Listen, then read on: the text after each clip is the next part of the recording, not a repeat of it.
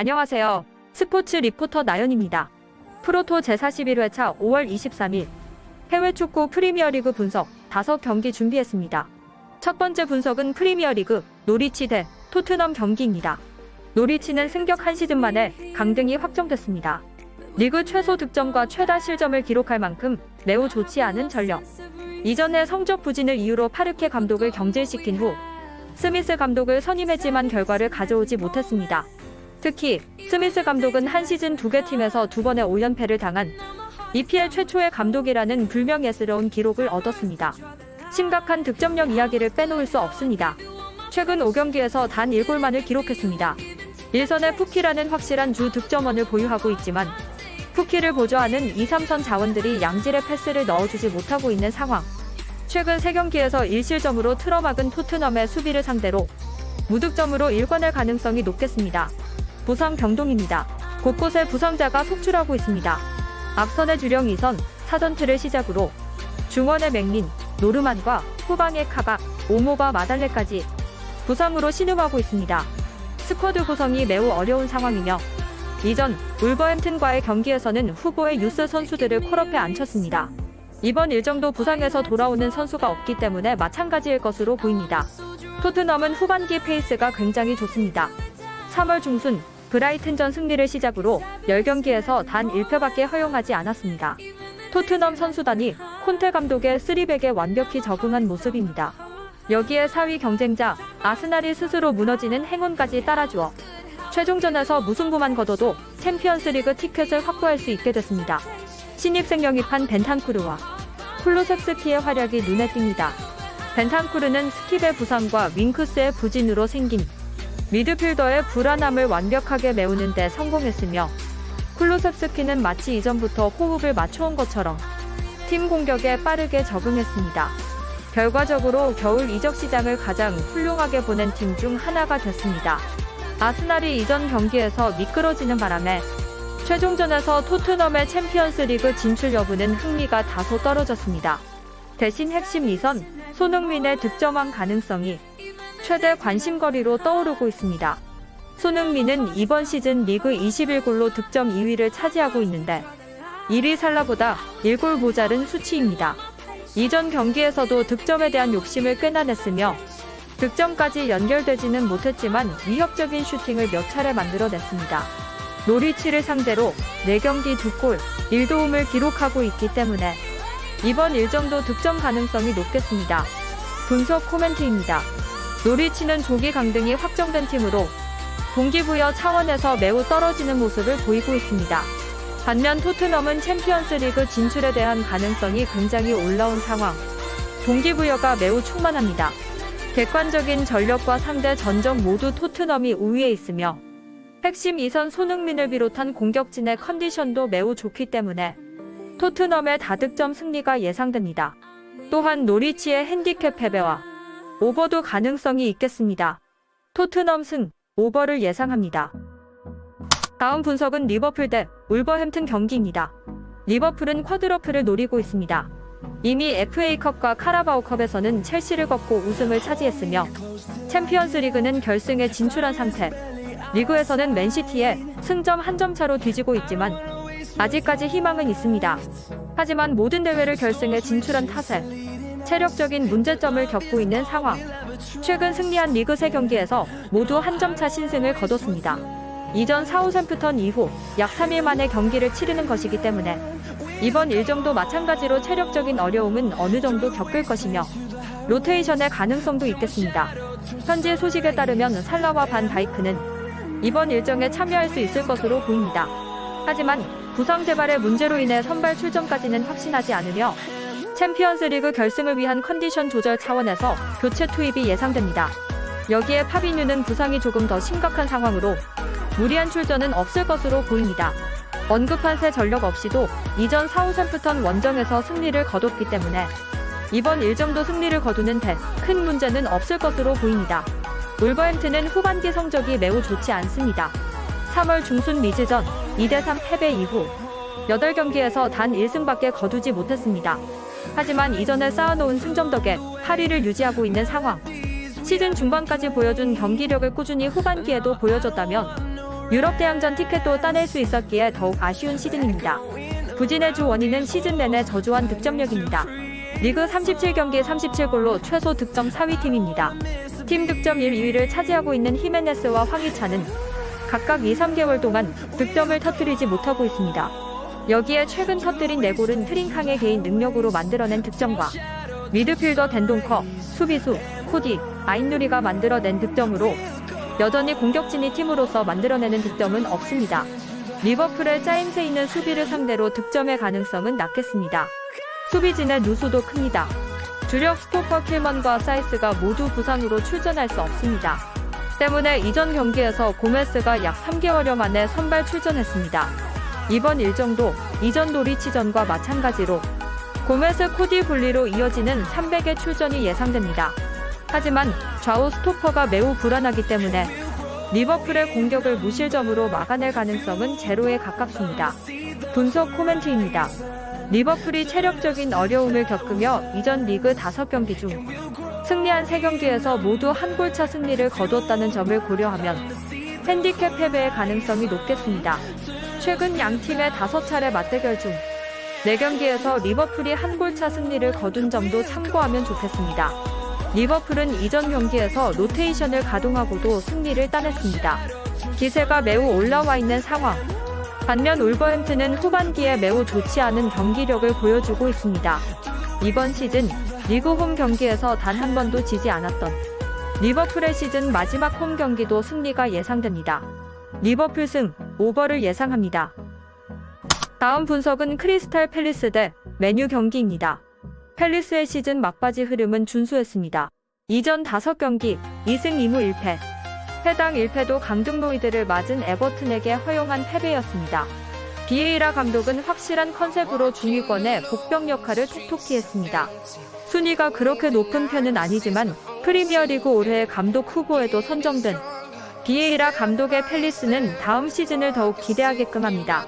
안정적인 공수 밸런스를 자랑하지만 공격에서는 다소 자아의 개인 플레이에 의존하는 경향이 있습니다. 특히 에두아르, 벤테케와 같은 전력들이 더더욱 부진하기에 솔로 플레이가 늘어나고 있습니다. 하지만 이전 경기에서 마테타와 아예우가 골맛을 봤으며 그 이전에도 꾸준히 한 골 정도는 터뜨려줬기 때문에 맨유의 수비진을 상대로 균열을 일으킬 가능성은 충분합니다. 전력 누수도 있는 상황. 특히 이번 시즌 팀의 핵심 수비수로 떠오른 게이가 부상으로 출전할 수 없습니다. 여기에 주장 맥카서와 앞선에서 상대 수비를 흔들어주던 올리세마저 부상 중입니다. 맥카서의 공백은 휴즈와 밀리보에비치가 대체할 것으로 보이며 게이가 없어 수비가 불안하기 때문에 쿠야테를 수비로 내리며 3백을 가동할 가능성도 있겠습니다. 맨유는 이번 시즌 내내 페이스가 좋지 않았습니다.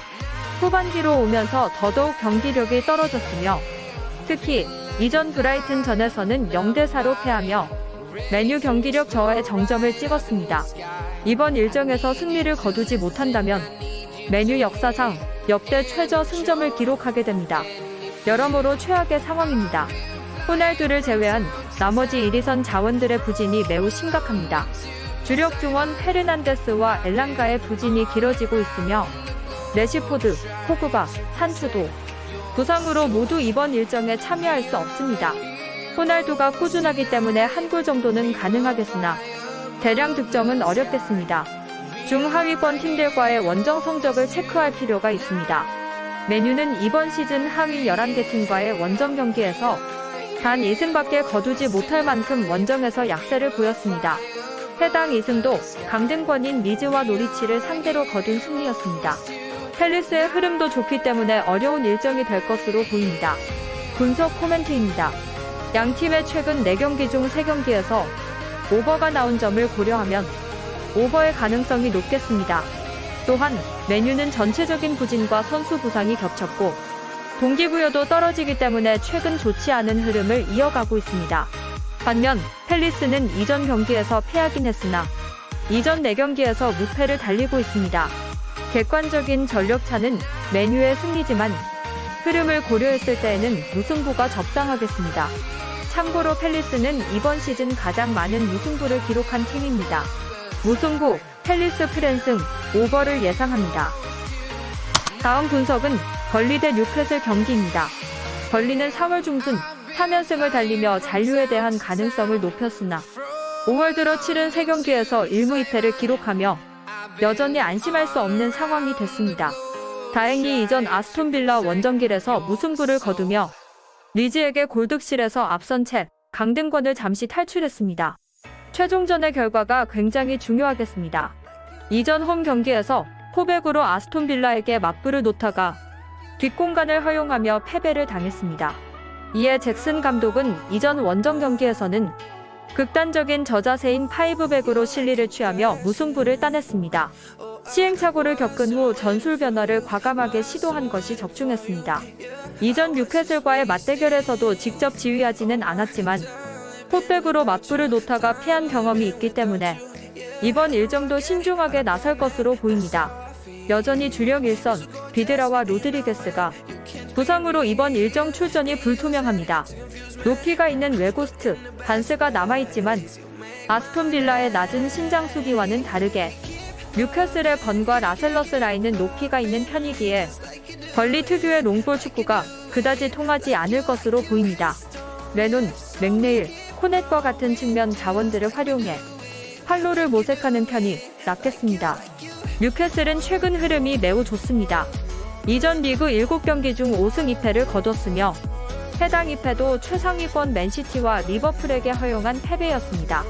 시즌 중반 중동 자본의 유입 이후 에디 하우 감독과 기마랑이스와 같은 선수들을 영입하며 반등에 성공했습니다. 특히 하우 감독은 지도력을 인정받아 프리미어리그 올해의 감독상 후보에도 올라갔습니다.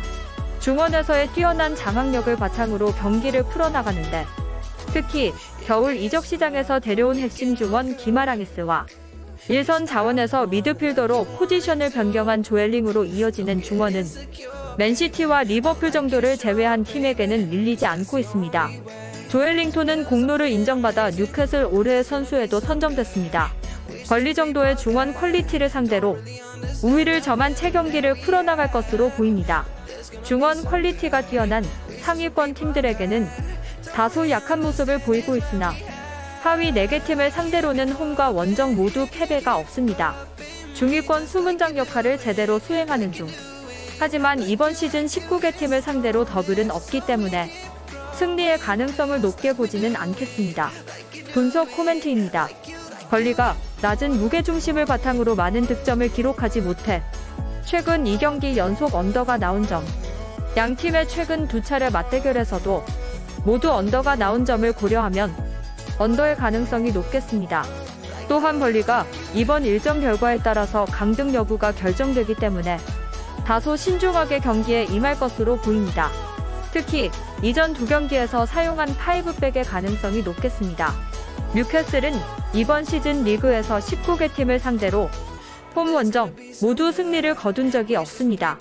이전 맞대결에서 벌리에게 승리를 거둔 바 있기 때문에 이번 일정은 무승부를 예상합니다.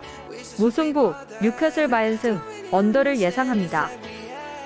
다음 분석은 레스터시티 대 사우샘프턴 경기입니다. 레스터시티는 유럽 대항전을 병행하는 빡빡한 일정으로 경기력 유지에 어려움을 겪었으나 시즌 막바지에는 3경기 2승 1무로 살아난 모습입니다. 그럼에도 리그 5위를 기록했던 이전 시즌과는 다르게 다소 애매한 순위인 9위까지 추락했으며 유로파 컨퍼런스 리그에서도 탈락의 고배를 마셨습니다. 바디가 돌아왔습니다. 이번 시즌 내내 부상으로 고생했지만 최근 3경기 중 2경기에서 멀티 득점을 기록하며 건재함을 알렸습니다. 여기에 반스도 시즌 초반 날카로웠던 모습을 다시 찾았습니다. 시즌 내내 꾸준함을 유지하던 에이스 매디슨의 존재도 사우샘프턴의 골문을 상대로 득점하기에는 충분합니다. 특히 중하위권 팀들을 상대로 홈에서 압도적입니다. 상위 5개 팀들을 제외하고 나머지 14개 팀들과의 홈 경기에서 단 1패밖에 허용하지 않았습니다. 홈 어드밴티지를 어느 팀보다 적극적으로 이용하는 중.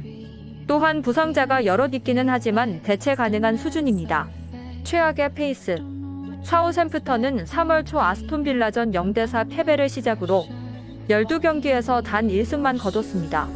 순위도 15위까지 추락했으며 잔류에 성공하긴 했으나 강등권과의 승점 차도 단 5점밖에 나지 않을 정도로 좋지 못한 성적입니다.